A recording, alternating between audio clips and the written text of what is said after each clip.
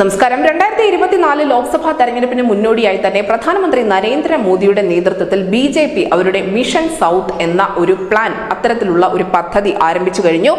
നമുക്കറിയാം, 16, 17 തീയതികളിൽ പ്രധാനമന്ത്രി നരേന്ദ്രമോദി കേരളത്തിലും അതിനോടൊപ്പം തന്നെ ആന്ധ്രാപ്രദേശിലും സന്ദർശനം നടത്തിയിരുന്നു. അതിനുശേഷം, അതായത് ഈ 19-ാം തീയതി അദ്ദേഹം തമിഴ്നാട്ടിലും സന്ദർശനം നടത്തുന്നുണ്ട്. ഈ പുതുവർഷത്തിന്റെ തുടക്കത്തിൽ തന്നെ പ്രധാനമന്ത്രി നരേന്ദ്രമോദി ദക്ഷിണേന്ത്യൻ സംസ്ഥാനങ്ങളിൽ കണ്ണുവെക്കുന്നത്, അല്ലെങ്കിൽ BJP ദക്ഷിണേന്ത്യൻ സംസ്ഥാനങ്ങളിൽ നിന്നും ഈ പ്രചരണ പരിപാടികൾക്ക് തുടക്കം കുറിക്കുന്നതിന് വ്യക്തമായ കാരണമുണ്ട്.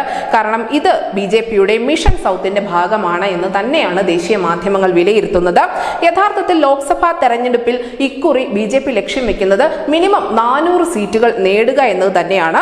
ഈ ലക്ഷ്യം അവർക്ക് നേടണമെന്നുണ്ടെങ്കിൽ ഉത്തരേന്ത്യയിൽ എങ്ങനെയാണോ BJP സീറ്റുകൾ നേടുന്നത്, അതേപോലെ തന്നെ ദക്ഷിണേന്ത്യൻ കോട്ടയിലേക്ക് കൂടി കടന്നു കയറേണ്ടതുണ്ട്.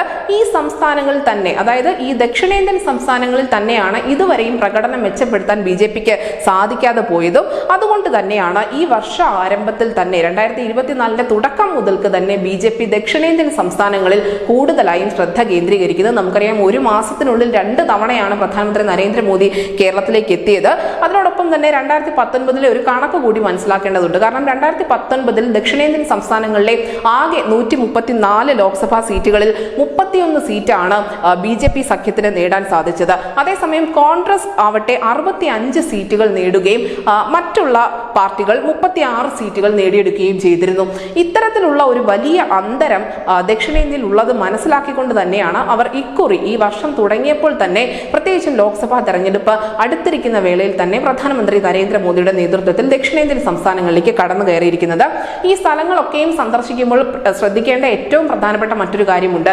ഓരോ സംസ്ഥാനത്തും അല്ലെങ്കിൽ ഓരോ സ്ഥലത്തും മോദി എത്തുമ്പോൾ അവിടെ വിവിധ പദ്ധതികളുടെ തറക്കല്ലിടൽ കർമ്മം മാത്രമല്ല, മറിച്ച് അതത് പ്രദേശത്തെ ഏറ്റവും പ്രധാനപ്പെട്ട ക്ഷേത്രങ്ങൾ മോദി സന്ദർശിക്കുന്നുമുണ്ട്. ഈ രാമക്ഷേത്ര പ്രതിഷ്ഠയ്ക്ക് മുന്നോടിയായി ദക്ഷിണേന്ത്യയിലെ ക്ഷേത്രങ്ങളിൽ പര്യടനം നടത്തുക എന്ന ഒരു വലിയ ലക്ഷ്യം കൂടി BJPക്കുണ്ട്. ഇവിടെ കേരളത്തിൽ എത്തിയപ്പോൾ നമുക്കറിയാം, അദ്ദേഹം ഗുരുവായൂർ ക്ഷേത്രത്തിൽ ദർശനം നടത്തി. അതിനോടൊപ്പം തന്നെ ദക്ഷിണേന്ത്യയിലെ അറിയപ്പെടുന്ന അല്ലെങ്കിൽ അപൂർവമായ രാമക്ഷേത്രങ്ങളിലൊന്നായ തൃപ്രയാറിലും ദർശനം നടത്തുകയുണ്ടായിരുന്നു. അതിനുശേഷമായിക്കോട്ടെ അദ്ദേഹം ആന്ധ്രാപ്രദേശിലും ഇത്തരത്തിൽ ഒരു ക്ഷേത്രത്തിൽ ദർശനം നടത്തിയിട്ടുണ്ട്. ഇനി അദ്ദേഹം പോകാൻ പോകുന്നത് തമിഴ്നാട്ടിലേക്കാണ്. അവിടെ ശ്രീരംഗനാഥ സ്വാമി ക്ഷേത്രത്തിലും അതിനോടൊപ്പം തന്നെ രാമനാഥപുരത്തുള്ള രാമേശ്വരം ക്ഷേത്രത്തിലും മോദി ദർശനം നടത്തുന്നുണ്ട്.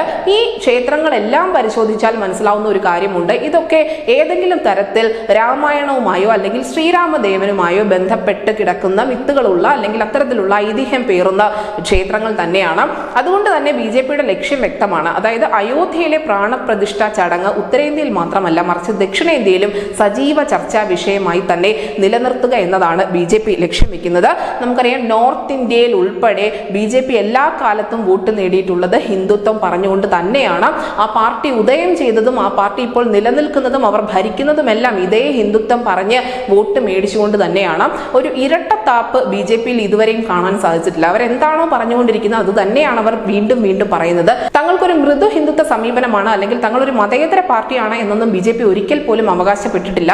അതുകൊണ്ട് തന്നെ ഉത്തരേന്ത്യയിൽ എന്ത് പറഞ്ഞാണോ വോട്ട് നേടിയത് അതേ തന്ത്രം തന്നെ, അതായത് വിശ്വാസങ്ങളെ, ഹിന്ദുക്കളുടെ ക്ഷേത്രങ്ങളെയൊക്കെ ഊന്നി പറഞ്ഞുകൊണ്ട് തന്നെ വോട്ട് നേടുക എന്ന തന്ത്രമായിരിക്കും BJP ദക്ഷിണേന്ത്യയിൽ പയറ്റുക. ഏതായാലും ഈ തന്ത്രം വിജയിക്കുമോ ഇല്ലയോ എന്നറിയാൻ 2024 ലോക്സഭാ തെരഞ്ഞെടുപ്പുകൾ അവസാനിക്കുന്നത് വരെ കാത്തിരിക്കേണ്ടി വരും. പക്ഷേ നിലവിൽ BJP ഏറ്റവും അധികം ശ്രദ്ധ കേന്ദ്രീകരിച്ചിരിക്കുന്നത് ഈ ദക്ഷിണേന്ത്യൻ സംസ്ഥാനങ്ങളിൽ തന്നെയാണ്. News desk news India Malayalam.